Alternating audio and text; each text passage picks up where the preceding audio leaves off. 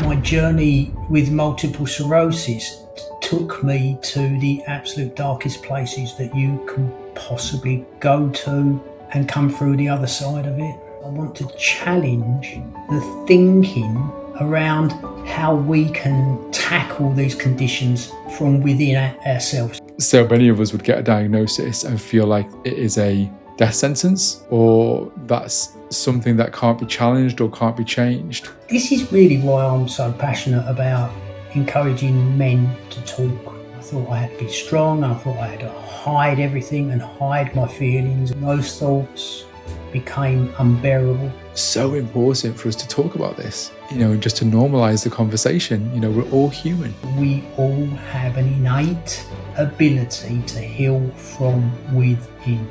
Visualization is such a hugely underrated skill that people can use.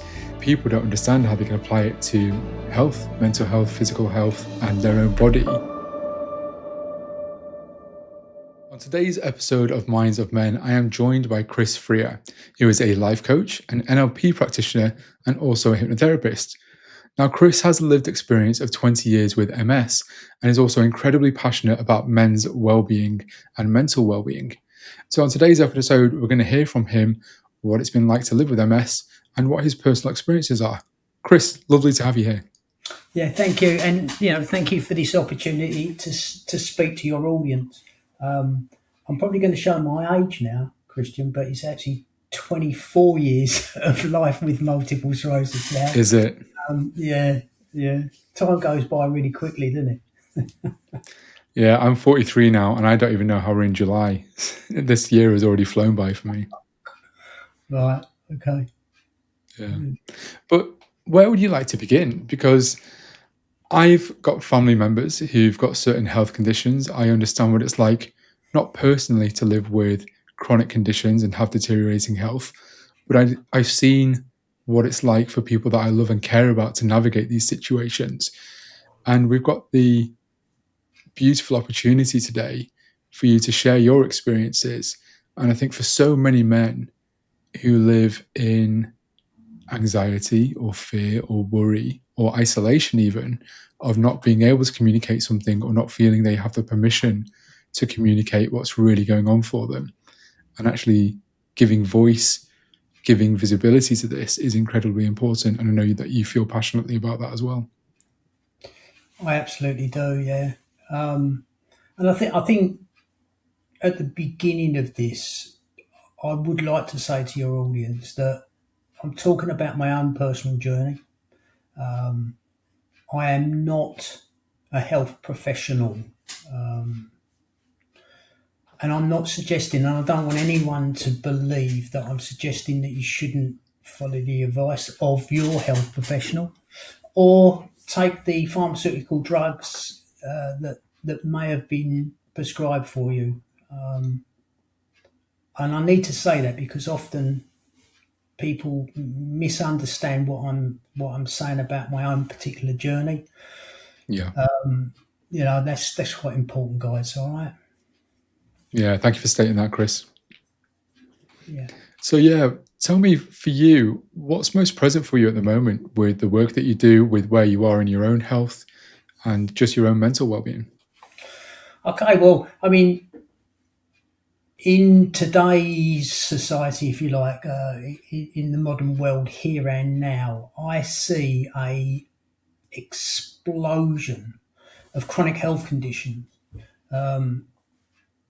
We see people walking around really in a state of sickness. Many of these chronic health conditions, they're being medicated for them, but it is keeping them in a state of sickness, not wellness. And to be quite honest with you, I aim to do something about that really by changing.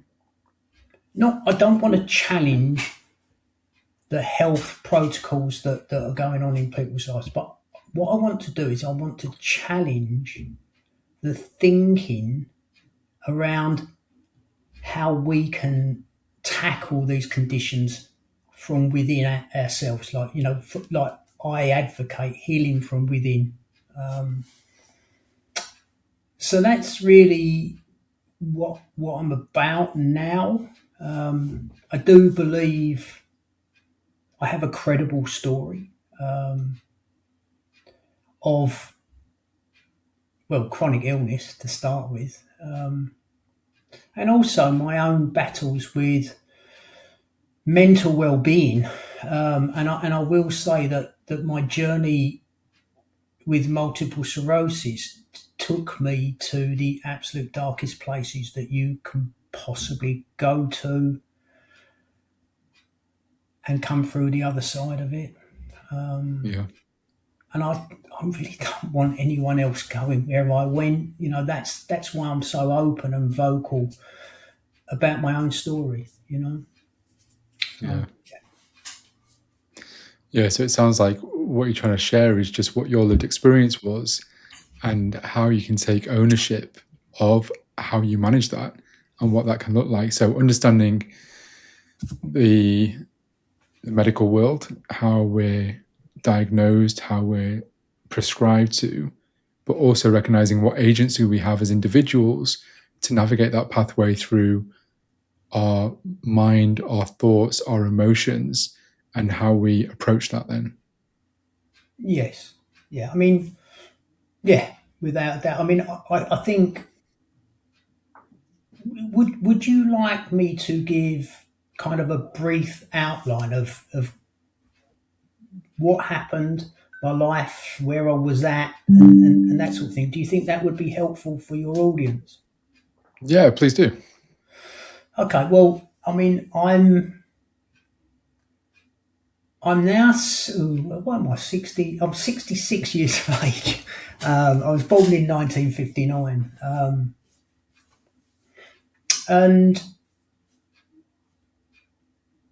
I was, I wasn't a particularly good student at school, if you like. I had difficulties reading and spelling and stuff like that. And yeah, I was labelled kind of thick really back in the day, and I'm hoping that school is different nowadays, but that's what it was like for me back then. And I couldn't really understand why I had these difficulties really, and no one was helping me.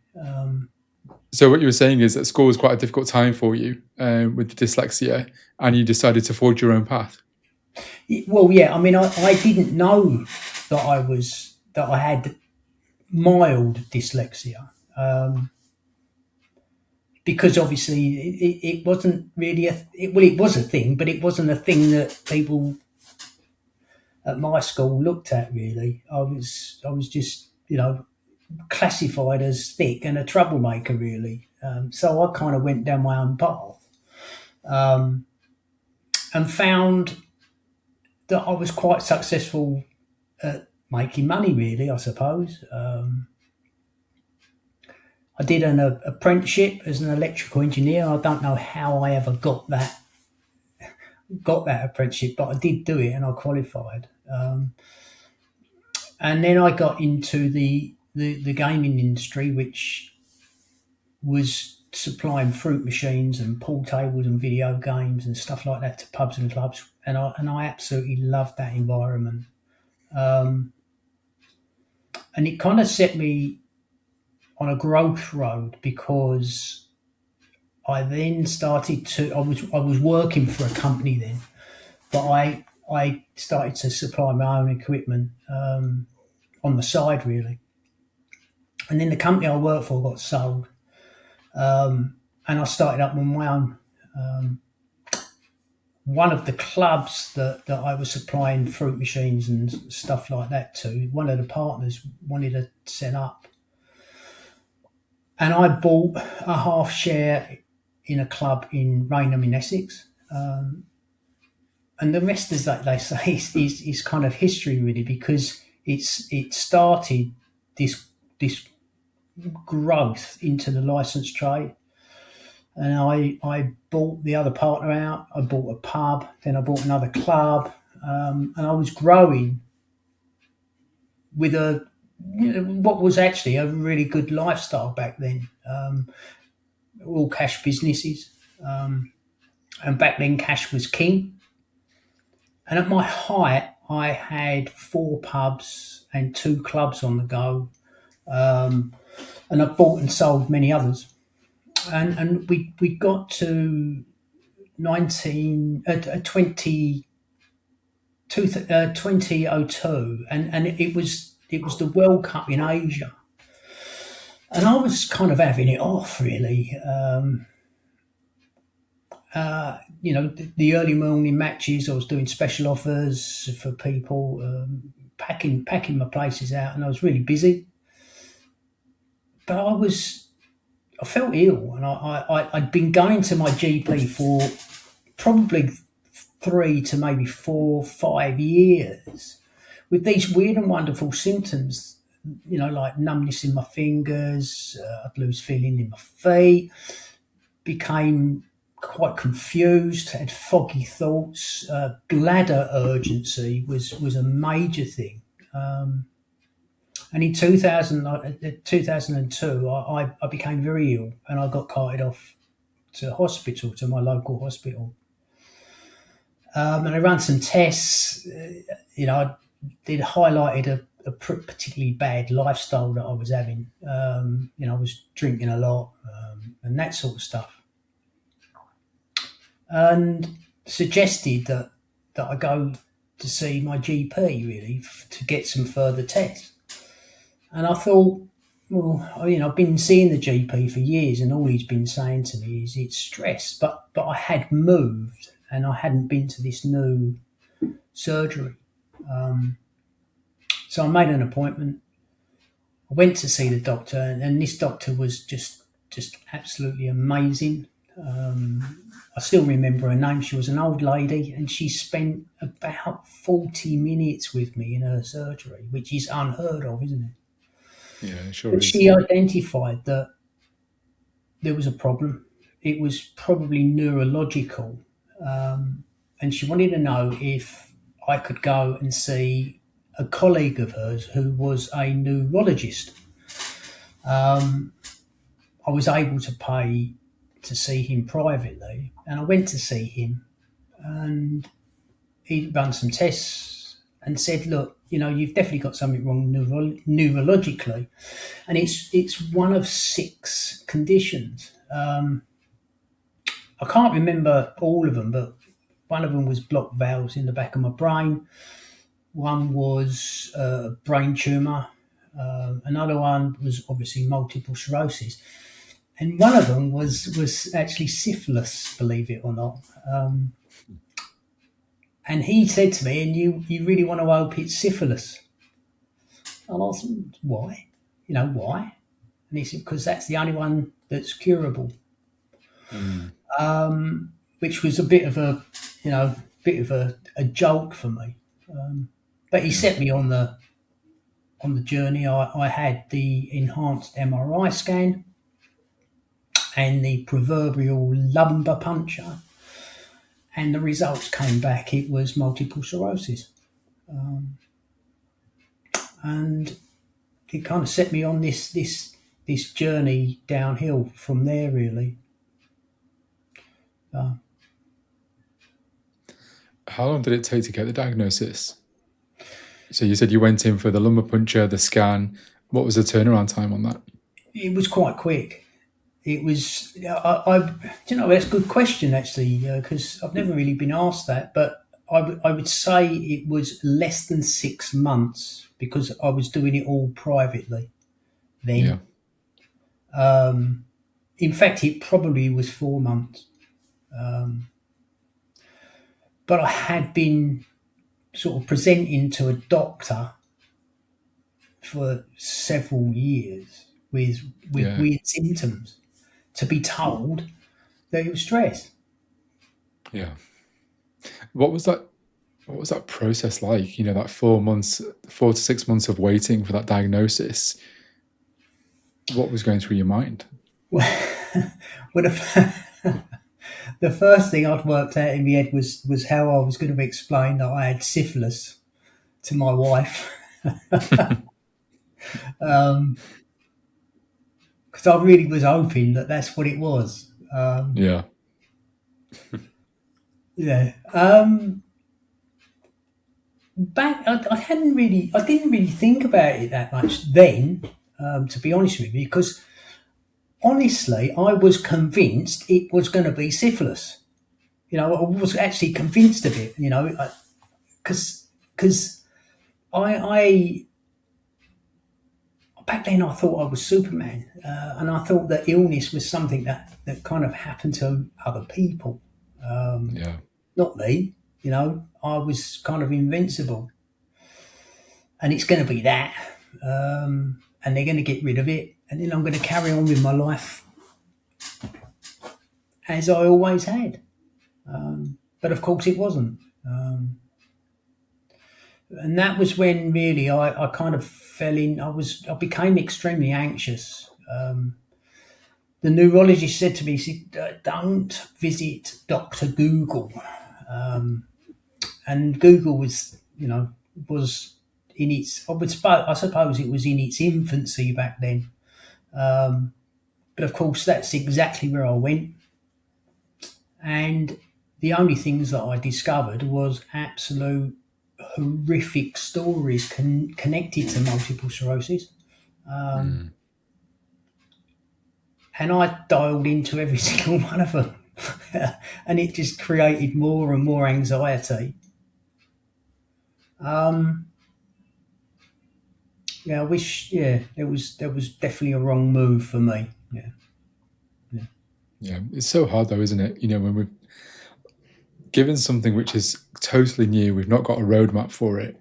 We do what we can in that situation, and that's trying to educate ourselves, trying to understand what something is, and try and armor ourselves and equip ourselves in how to manage a situation.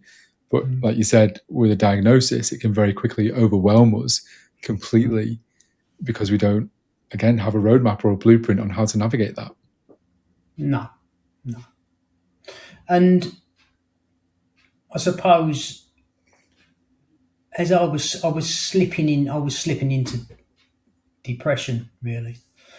And what happened for me, and I'm not blameless. I am not blameless, and this does happen to a lot of people who get diagnosed with these long-term incurable chronic health conditions.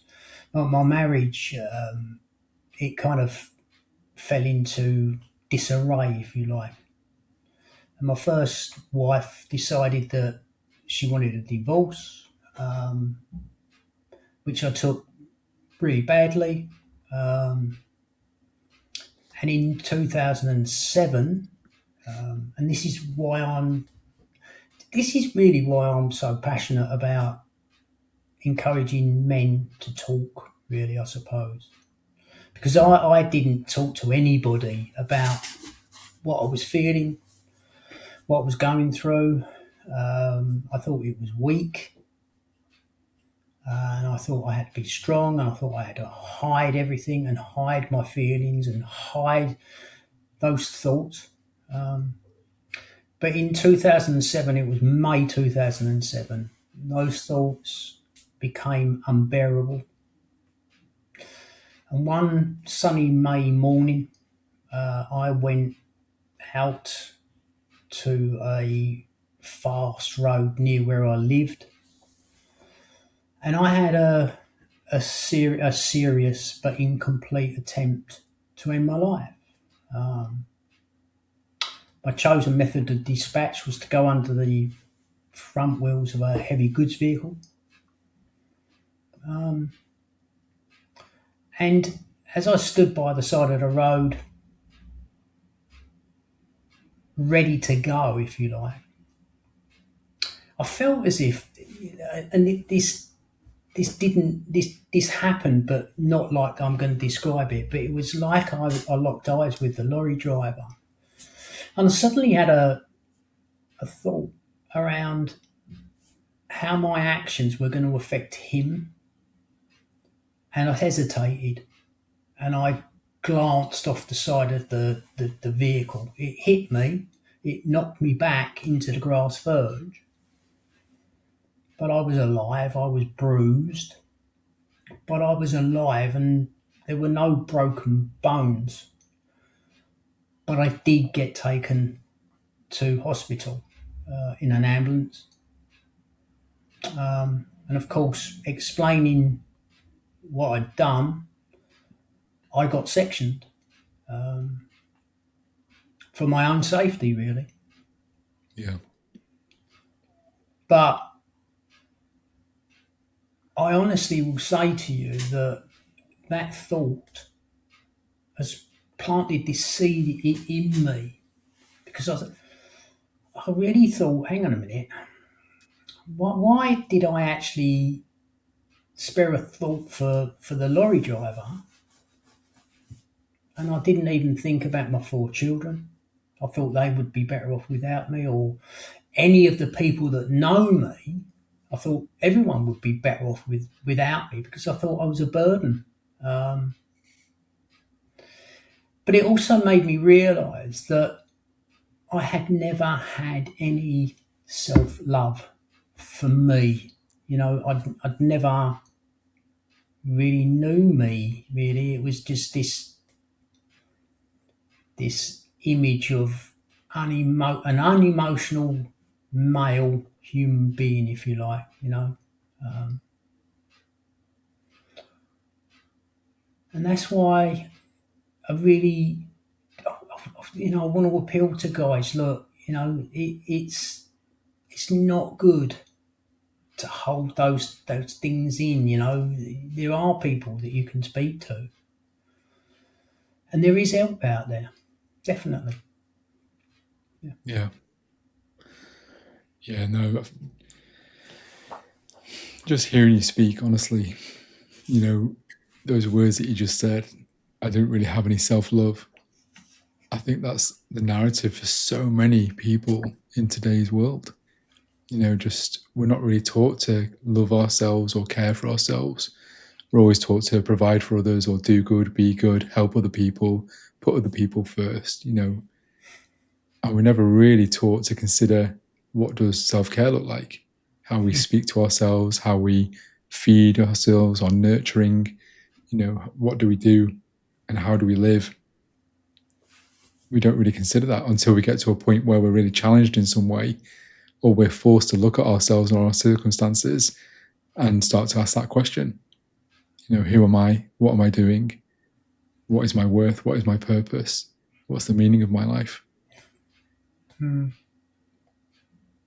find that quite sad, what you've It's just said there, devastating.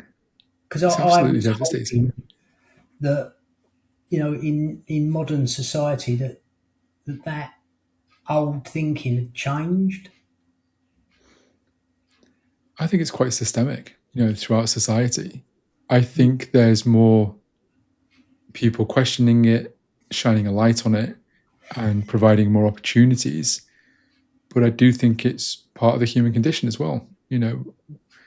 How we actually navigate stress or overwhelm or uncertainty, and where does our mind go?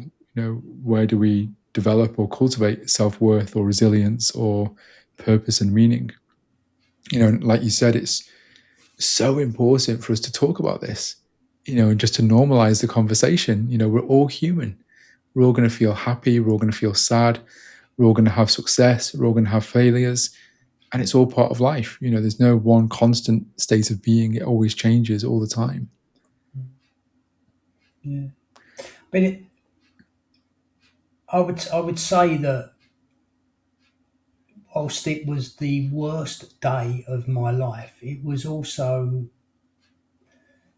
the day, and I'm going to describe it in this way. It was the day I took off my suit of armour.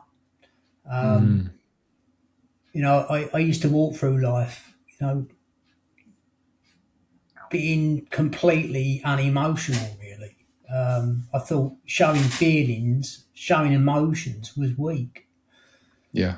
That day, I took the suit of armour off, and believe me, it was chilly.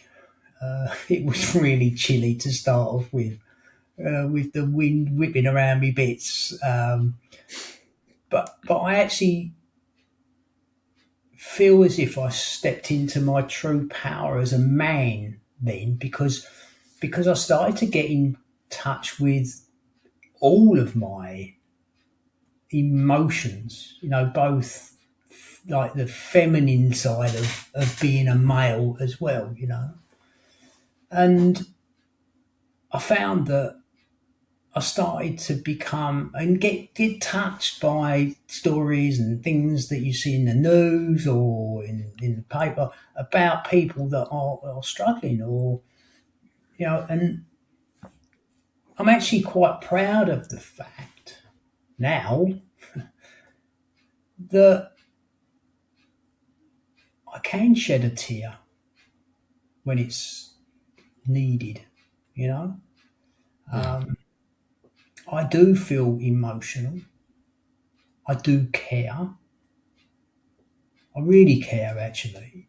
And I'm quite proud of that. And I think that's where men's true power actually sits.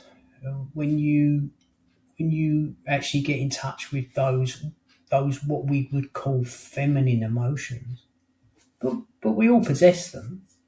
We just suppress them, don't we? Yeah, I think there's a lot of conditioning that goes on across society, rather, in religion, culture, family, society, different countries that you're born in. We're very much conditioned to, this is what a man is, this is what a woman is, this is what acceptable, this is what is feminine, masculine. We get all these outside rules on who we should be as human beings, depending on race, sex, religion, all these rules. And actually, we're human.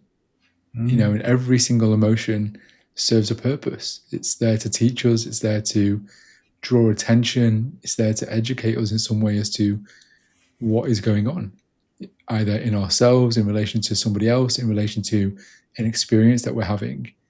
And all of our emotions are valid, and they're all there to teach us something and to show us something and to allow us to connect and to feel life, the full spectrum of life and everything that we have access to, the positive, the negative, the happy, the sad, the despair, the elation.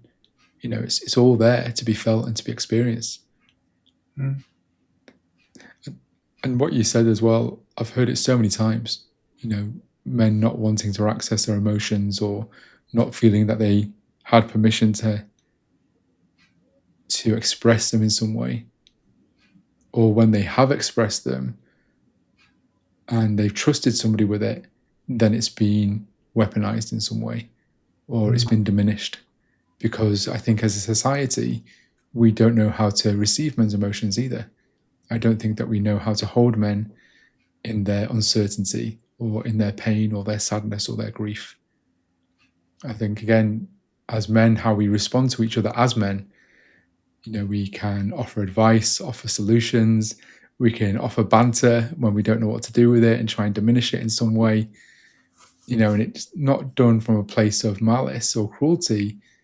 It's done from a place of not knowing or not having experience of how to listen and how to be in presence with each other and how to hold space for each other. But when we start to realize it's enough for us simply to be present and to give space, to give acknowledgement, to give silence, and actually the silence is just as powerful, to let somebody speak, to let somebody feel seen and heard and valued without the need to offer a solution, and just to actually sit with the discomfort, sit with the uncertainty, and sit with the challenge and not know what to do with it. And that's okay. It's okay not to have an answer. Yeah. Yeah. Absolutely. Okay. Shall I carry on with my story? Yeah, tell me what's next for you. Well, 2008. Obviously, I'm in a pretty bad way, really. I, I my the neurologist that I had then, he was a new one, NHS based. He ordered another enhanced MRI scan for me to see what was going on in me nut. When I got the results for that, he told me I had several new active lesions in my brain. I had now entered the secondary progressive stage of multiple sclerosis. Um, and at that time, there were no disease modifying drugs available, like there was for relapsing remitting, really. Although I will say this, and I am going to say this, that I don't really think they helped me anyway. However, I think that what was going on in my head was accelerating the condition anyway. But anyway, so I'm now secondary progressive. I'm taken off of medication. The only medication that was offered to me was drugs like gabapentin, pregabalin, and baclofen, which are epilepsy type drugs, but they use it for neuropathic pain, I believe. I don't go well with those drugs. They don't sit well with me. The side effects are worse than the pain. So I Yeah. chose not to take them. But I was also exploring alternative solutions for the things that I was facing. I'd been released from section. I was released into care in the community. I did take antidepressants for a while, but I knew they didn't hold an answer for me, you know. And I met a she was a Reiki master and a spiritual counselor, and I started seeing her quite a bit, and she really opened my mind up to new possibilities, I suppose. A new way of thinking. Um, and I started to pursue the procedures that she was recommending. And the other thing I did, I also started to use Google and research MS, but I was looking for people that were living proactively with this condition. And Mhm. and I found them out there. There were people that were living lives I didn't think were possible with this condition. And I thought, hang on a minute, I want to be like them. I don't want to be like me. I want to be like them. So I started finding out what they did. And a lot of it was a dietary approach. And I started changing my diet, which was interesting. Changing my mindset. Started to actually focus on what I could do, not what I couldn't and what I'd lost. And also what I believed was going to be the outcome for me. Because the neurologist told me that I would be in a wheelchair by 2012. And to all intents and purposes, he was correct. I wasn't confined to that chair, but my time spent outdoors, I would be in a chair because it was safer for me in that, because I used to fall over quite a bit and broke fingers, and I've done the head, done the UR. So it was safer to be in a chair. Yeah. But in 2010, I met a new lady, and it was quite profound for me, really. I will openly admit that I tried to push her away, really, I suppose, because I couldn't understand why anyone would want to love someone like me. But she was persistent. I have to say that we've just celebrated our 10th wedding anniversary. and we've been together since 2010. So it's been a massive driving force in my life. She encouraged me to get a dyslexia test, which I did, and I finally found out why I struggle to read so much. And I have a condition called Eileen syndrome, and it's where the words move on the page. And of course, I got a new pair of spectacles with tints on them, and books became this wonderful thing. It was like putting pond water under a microscope, really, reading a book for me now. And I discovered this huge thirst for knowledge. And I also started to think about what I wanted to do with the rest of my life. Yeah. What conclusions did you come to then? What decisions did you make about actually how you wanted your life to look?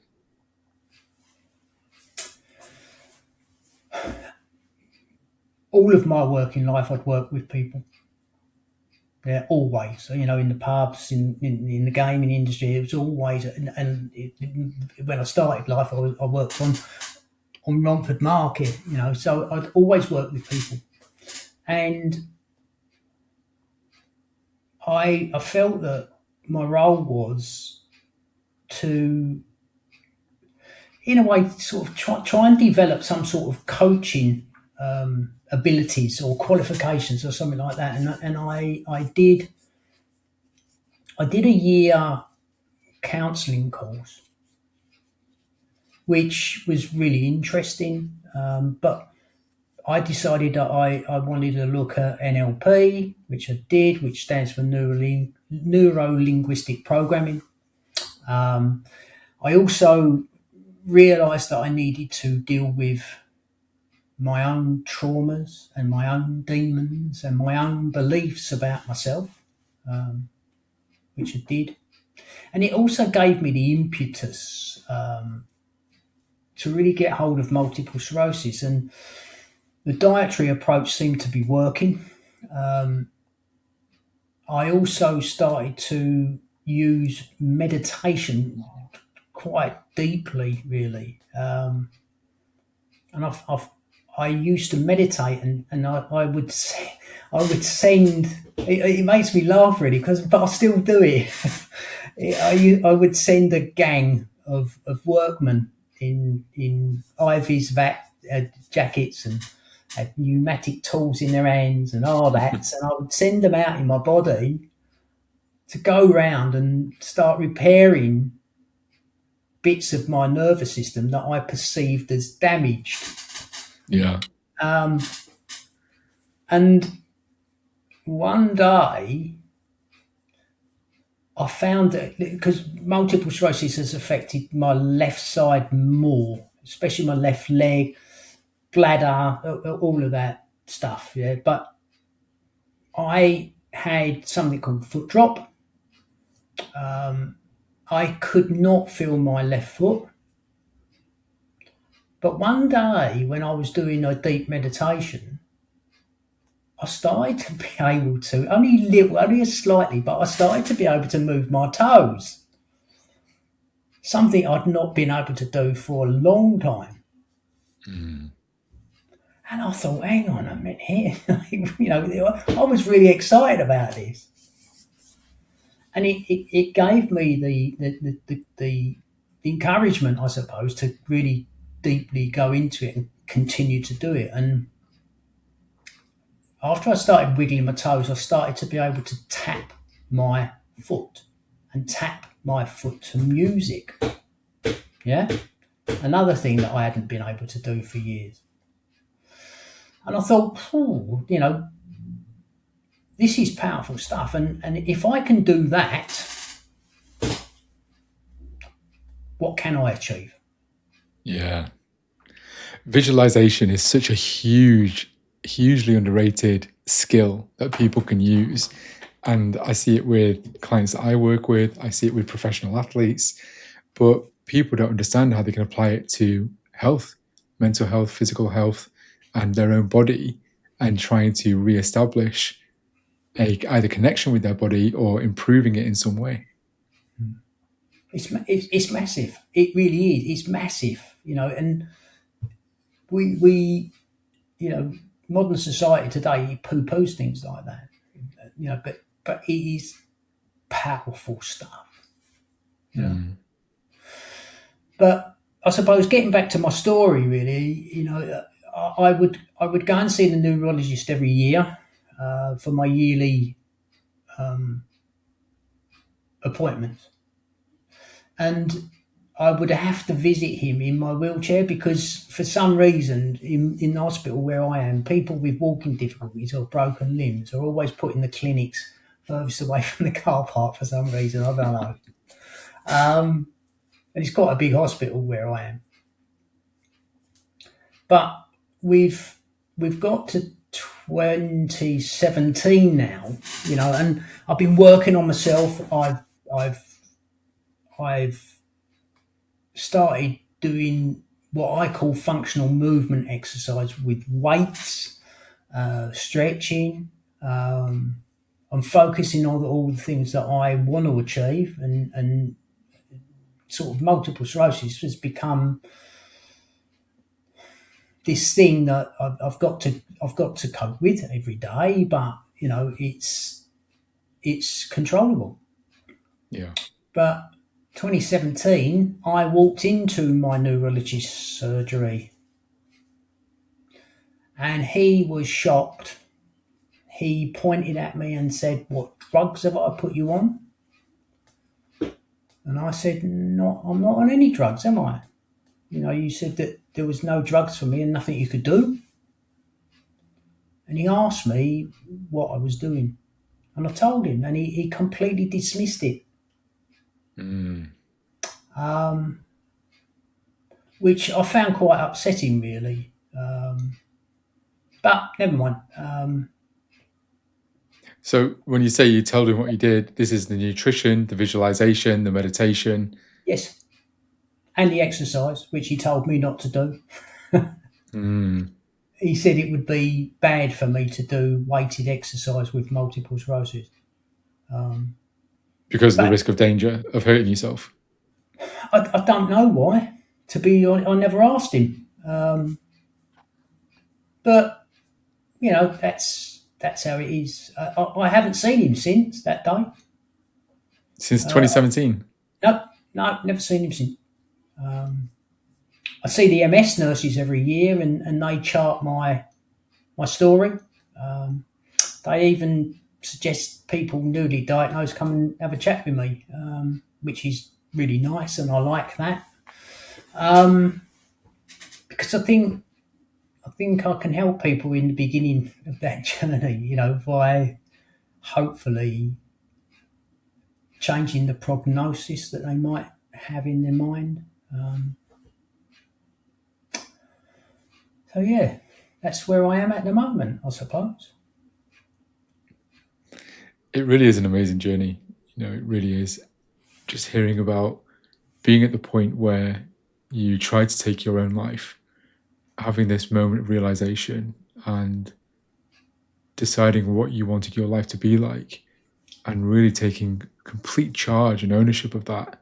And like you said, dropping that suit of armor, exposing yourself, deciding to do something wildly differently than you'd ever done before, and just this entire new path that was laid out before you, and just figuring it out as you go. Like you said, the exercise, the nutrition, the meditation, the visualization, and just opening yourself up, that mind and that possibility as to what you could potentially influence and start to control and start to improve.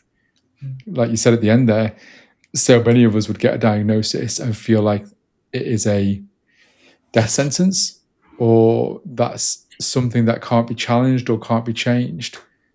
But everything that you've shared shows that that's not always the case. What agency do we have? Instead of focusing on what we can't do, what can we do? and where can we push that? Yeah, I mean, and I think that's what you just said there is so important, because when we get a challenge, if you like, in our life, we tend to focus on all of the negative elements of it. You know, if you get a chronic condition, you focus on what you can't do, what you're going to lose, the pain or whatever it is. But if you start to focus the other way, not focus on them sort of things, focus on positive things. What can you do to enable you to take control? And I think one of the most important things that we can do for ourselves is understand that we all have an innate ability to heal from within. Mm-hmm. And if you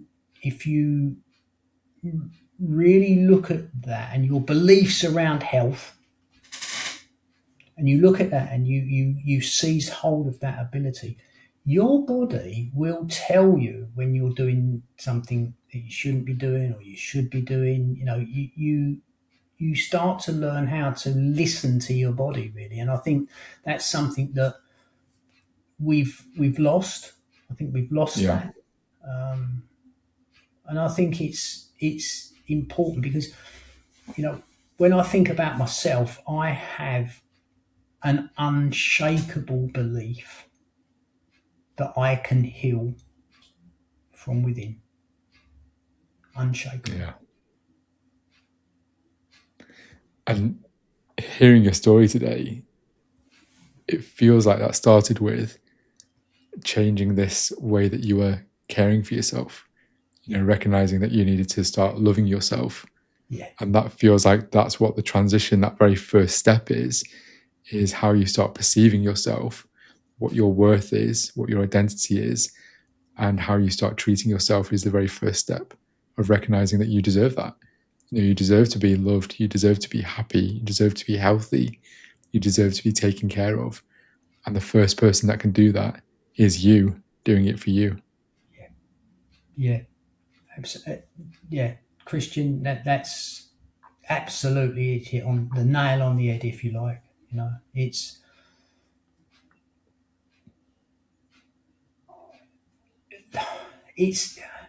for me. I just realised that I'd never had any love for myself. In fact, in my first marriage, because I didn't even know what love actually was, really. I didn't. I performed financially really well in my first marriage, absolutely. But as a partner, as a feeling partner, no, not at all, not at all. And I share huge responsibility in the reason that marriage failed. But now that I've discovered what love really, really actually means, I think the universe has given me another chance, and I'm extremely happy. I'm contented. Um, yeah, yeah, and I think it's something we should all learn, really. Yeah, Yeah, 100%. And honestly, in the past 5 years that I've been working with men, I've heard it so many times where men have questioned if they're even capable of love or if they even understand what love is. And again, it's because they've had so many experiences where it hasn't actually been afforded them. They've not been modeled what love is, either from a parent or a partner or somebody else in their life. And when they do experience it, all of a sudden it's this revelation because, oh, this is what it feels like. This is what it looks like. This is how I start to experience it with another human being. And when you do feel that, it's life changing. yeah. I mean, it it's not it's not sycophantic, it's not selfish, it's not all of those words that people think are associated with this love. It's not even about that. Yeah. It's just about it's just about doing the best that you can every day. And in a non-judgmental way, if you like. It's because we do berate ourselves always, don't we? We all, Yeah. you know, we, one of the things that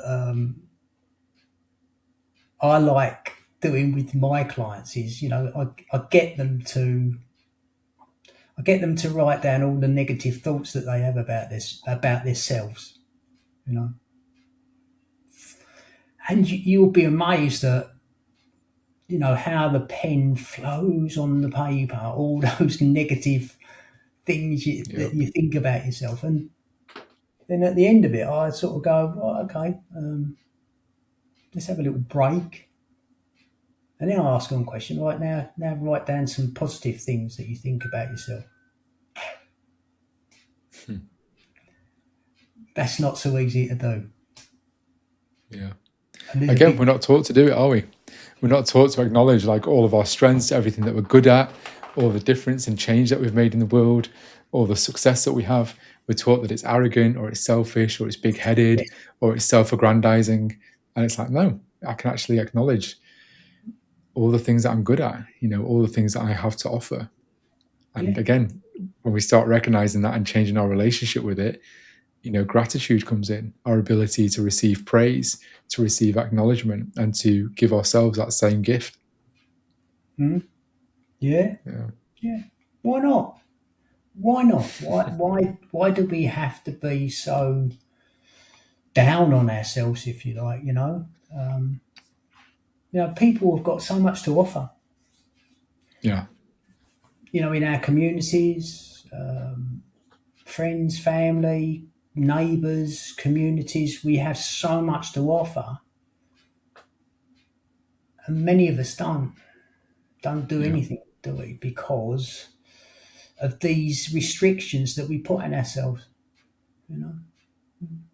Yeah. Exactly that. Spot on. But when we start realizing that, actually we can change our thoughts, our feelings, our beliefs, our habits, how we start behaving, then yeah, we start feeling and experiencing something differently. And from there, it can take us anywhere, can't it? Mm. Yeah, yeah, yeah. I suppose I really should say now that my wheelchair that I used to use is I've still got it.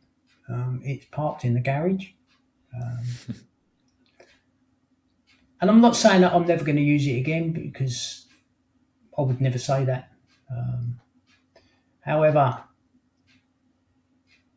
it is gathering dust,